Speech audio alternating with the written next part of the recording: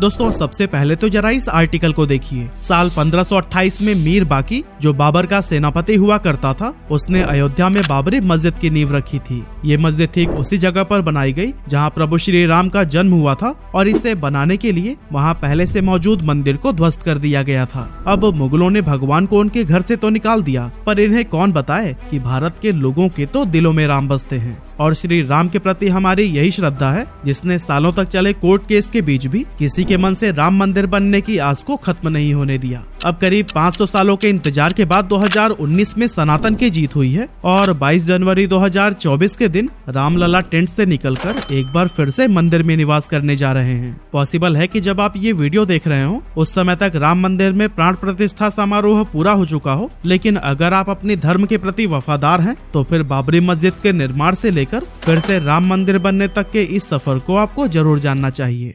तो दोस्तों साल 1526 में मुगल साम्राज्य शुरू होने के महज 2 साल बाद ही यानी 1528 में बाबर के कहने पर उसके सेनापति मीर बाकी ने अयोध्या में राम मंदिर को तोड़वा दिया और उसकी जगह पर एक मस्जिद बनवाई जिसका नाम बाबर के सम्मान में बाबरी मस्जिद रखा गया। अब मुगल काल में सिर्फ अयोध्या का राम मंदिर ही नहीं बल्कि हजारों मंदिर तोड़े गए थे जिनके सबूत आज भी हमें देश के कोने कोने में देखने को मिल जाते हैं। पर उस टाइम बाबर ने विरोध की हर आवाज दबा दी और हिंदुओं को उनके ही देश में उन्हीं के भगवान से दूर रखा गया। पर इस कहानी में ट्विस्ट उस समय आया जब साल 1813 के आसपास फैजाबाद के ब्रिटिश ऑफिसर ने एक रिपोर्ट तैयार की जिसमें उन्होंने मस्जिद के अंदर हिंदू मंदिर जैसी कलाकृतियां मिलने का जिक्र किया था। और दोस्तों इस रिपोर्ट के सामने आने के बाद ही पहली बार हिंदू संगठनों ने दावा किया कि बाबर ने साल 1528 में राम मंदिर तोड़वाकर मस्जिद बनाई थी। इस तरह के दावे सामने आने के बाद हिंदुओं और मुस्लिमों के बीच नफरत की आग जलने लगी और साल 1853 में अवध के नवाब वाजिद अली शाह के समय पहली बार अयोध्या में सांप्रदायिक हिंसा भड़क उठी। हालांकि इसके बाद भी हिंदू और मुस्लिम एक ही जगह पर पूजा और नमाज अदा किया करते थे। पूजा और नमाज एक ही जगह पर, आप सोच रहे हैं ना कि आखिर कैसे? तो चलिए इसकी भी स्टोरी को हम आपको बताए चलते हैं।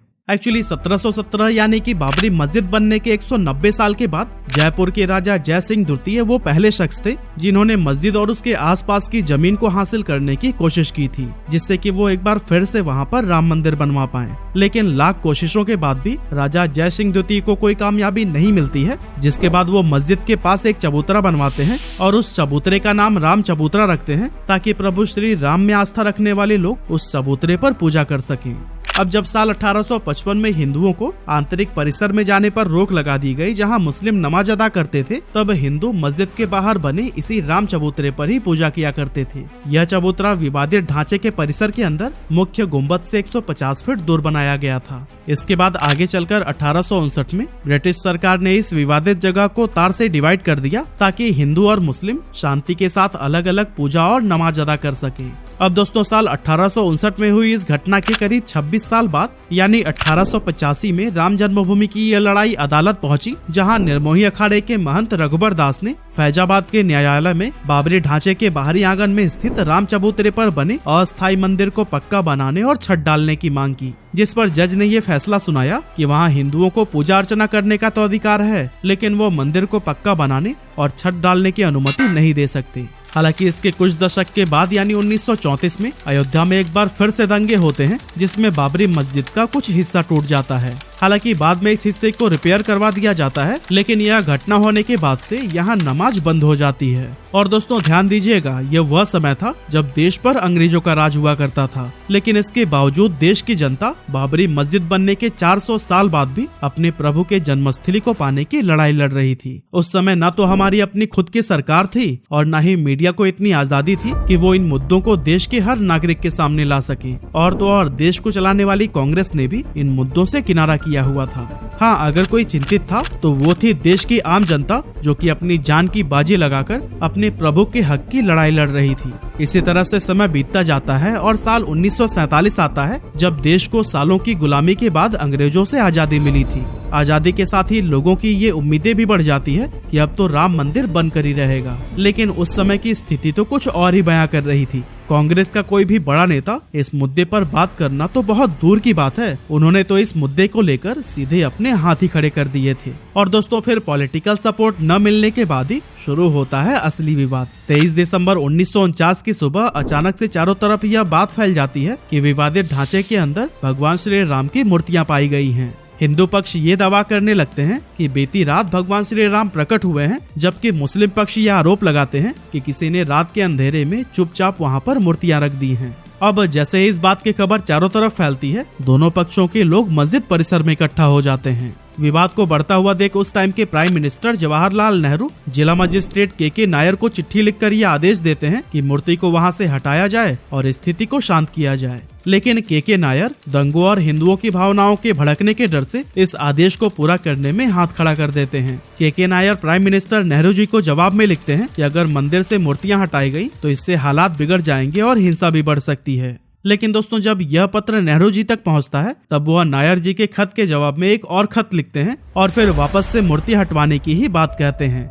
लेकिन के नायर इस बार भी अपने हाथ पीछे खींच लेते हैं और मूर्ति को हटाने से साफ इनकार कर देते हैं। इस घटना के 7 दिन बाद ही फैजाबाद कोर्ट के द्वारा बाबरी मस्जिद को विवादित भूमि घोषित करके इसके मुख्य दरवाजे पर ताला लगा दिया जाता है। इसके बाद से 1950 में फैजाबाद सिविल कोर्ट में 2 अर्जी दाखिल की गई, जिसमें एक में रामलला की पूजा की इजाजत और दूसरे में विवादित ढांचे में भगवान राम की मूर्ति रखने की इजाजत मांगी गई। हालांकि 9 साल के बाद तीसरी अर्जी भी 1959 में दाखिल हुई, जिसमें निर्मोही अखाड़ा ने विवादित जगह पर मालिकाना हक जताया था। लेकिन फिर इस अर्जी के 2 साल बाद यानी 1961 में सुन्नी वक्फ बोर्ड ने भी कोर्ट में अर्जी लगाई और मस्जिद व आसपास की जमीन पर अपना हक जताया। ये क्रम लगातार चलता रहा। कभी हिंदू पक्ष तो कभी मुस्लिम पक्ष विवादित जमीन को अपने अधिकार में लेने के लिए तरह तरह के दावे करते रहे। लेकिन इसके बाद 1980 में बीजेपी के गठन के बाद पार्टी ने खुलकर राम मंदिर आंदोलन का मोर्चा संभाला। वहीं दूसरी तरफ राष्ट्रीय स्वयंसेवक संघ और विश्व हिंदू परिषद ने भी राम मंदिर की लड़ाई को तेज कर दिया था। राम जन्मभूमि को आजाद करवाने और उस पर लगा ताला खुलवाने के लिए 24 सितंबर 1984 को बिहार के सीतामढ़ी से राम जानकी रथ यात्रा शुरू हुई, जिसमें हजारों लोग इस यात्रा के साथ जुड़े। 7 अक्टूबर 1984 को यह यात्रा अयोध्या पहुंची, जहां सरयू नदी के तट पर लाखों लोग इकट्ठा हुए। वहां पर अयोध्या में भव्य राम मंदिर का संकल्प लिया गया और फिर यात्रा लखनऊ होते हुए दिल्ली के लिए निकल गई। एक्चुअली इस यात्रा में 31 अक्टूबर 1984 को दिल्ली के विज्ञान भवन में संतों को जुटना था और यही इस यात्रा का समापन भी होना था। लेकिन उसी दिन सुबह सुबह प्राइम मिनिस्टर इंदिरा गांधी की हत्या हो गई और रथ यात्रा को बीच में ही खत्म करना पड़ा। इसके बाद आता है साल 1985 का साल, जब राम मंदिर लड़ाई को एक नई दिशा मिलती है। एक्चुअली इसी साल शाहबानो नाम की एक मुस्लिम महिला अपने पति से तलाक मिलने के बाद गुजारा भत्ता के लिए कोर्ट पहुंचती है, जहां कोर्ट उसके पक्ष में ही फैसला सुना देती है। अब इस फैसले से मुस्लिम समुदाय नाराज हो जाता है और दोस्तों इस कम्युनिटी के लोगों की नाराजगी को दूर करने के लिए उस टाइम के प्राइम मिनिस्टर राजीव गांधी 1986 में संसद में कानून बनाकर सुप्रीम कोर्ट के फैसले को ही पलट देते हैं। असल में राजीव गांधी 1979 के इलेक्शन के लिए ये सब कुछ कर रहे थे ताकि उन्हें मुस्लिम समुदाय के लोगों से भी वोट मिल सके।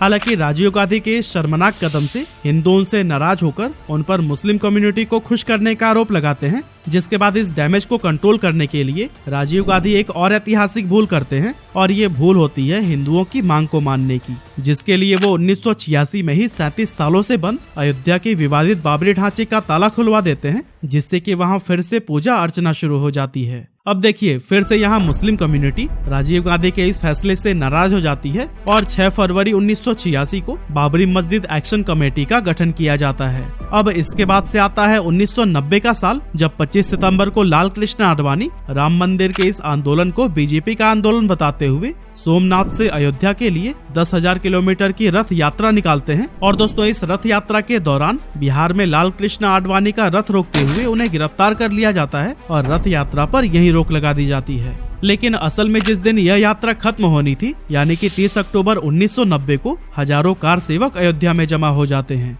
अब दोस्तों जिन्हें कार सेवक के बारे में नहीं पता, उन्हें हम बता दें कि कार सेवक का मतलब उन लोगों से है जो निस्वार्थ भावना से सेवा करते हैं और धर्म की रक्षा के लिए कदम उठाते हैं। अब दोस्तों 30 अक्टूबर को भी कार सेवकों ने यही किया, वो अयोध्या में विवादित ढांचे पर झंडा फहरा देते हैं। हालांकि पुलिस कार सेवकों को रोकने की बहुत कोशिश करती है, इवन कर्फ्यू भी लगा दिया जाता है, लेकिन जब इससे कोई फायदा नहीं होता तब भीड़ पर काबू पाने के लिए उस समय यूपी के मुख्यमंत्री रहे मुलायम सिंह यादव कार सेवकों पर गोली चलाने का आदेश दे देते हैं, जिससे कि कई सारे कार सेवक मारे जाते हैं। दावा किया जाता है कि पुलिस की इस गोलाबारी में 55 राम भक्त मारे गए थे, जबकि यूपी पुलिस 17 कार सेवकों के मारे जाने की ही बात को मानती है। इसके बाद आता है 6 दिसंबर 1992 की तारीख। उस समय पीवी नरसिम्हा राव देश के प्राइम मिनिस्टर थे और कल्याण सिंह यूपी के मुख्यमंत्री।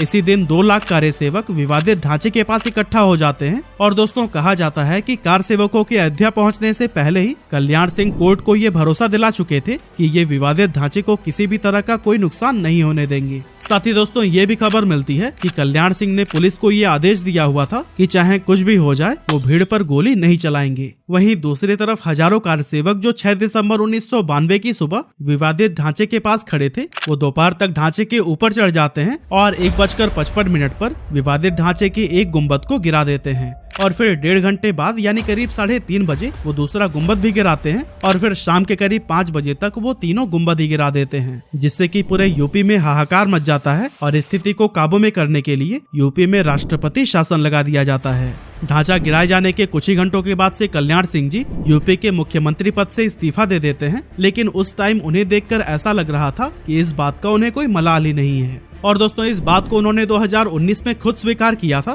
क्योंकि जब सुप्रीम कोर्ट से राम मंदिर पर फैसला आया तब एक न्यूज चैनल से बात करते हुए कल्याण सिंह ने कहा था कि ढांचा ढहाए जाने का मलाल ना तो तब था और न अब है। राम मंदिर बनने के फैसले से मैं इतना खुश हूँ कि अब मैं चैन से मर पाऊंगा। खैर 1992 की घटना के बाद भी अलग अलग जगह पर कई बार दंगे हुए, जिसमें बहुत सारे लोग मारे गए, लेकिन इसके बावजूद कोर्ट में शांति छाई रही। लेकिन 90 के दशक में जब वापस से बीजेपी की सरकार बनी तब एक बार फिर से देश में राम मंदिर की लड़ाई तेज हो गई। बीजेपी ने 1999, 2004 और फिर आगे जितने भी चुनाव हुए उसमें राम मंदिर को अपने घोषणा पत्र में शामिल किया और इस दौरान एक लंबी कानूनी लड़ाई भी लड़ी और दोस्तों आखिरकार हमें जीत मिली गई। 9 नवंबर 2019 को सुप्रीम कोर्ट एक ट्रस्ट बनाकर विवादित स्थल पर राम मंदिर को बनाने की अनुमति दे देती है और साथ ही वह मस्जिद के लिए भी एक वैकल्पिक जमीन देने का आदेश देती है, जिसके बाद से 5 फरवरी 2020 को ट्रस्ट का गठन किया जाता है और फिर राम मंदिर का निर्माण कार्य शुरू हो जाता है। तो दोस्तों 1528 में बाबर के कहने पर राम मंदिर को गिराकर उसके जगह पर बाबरी मस्जिद को खड़ा किया गया था, लेकिन अब 492 साल के बाद उसी जगह पर ही राम मंदिर का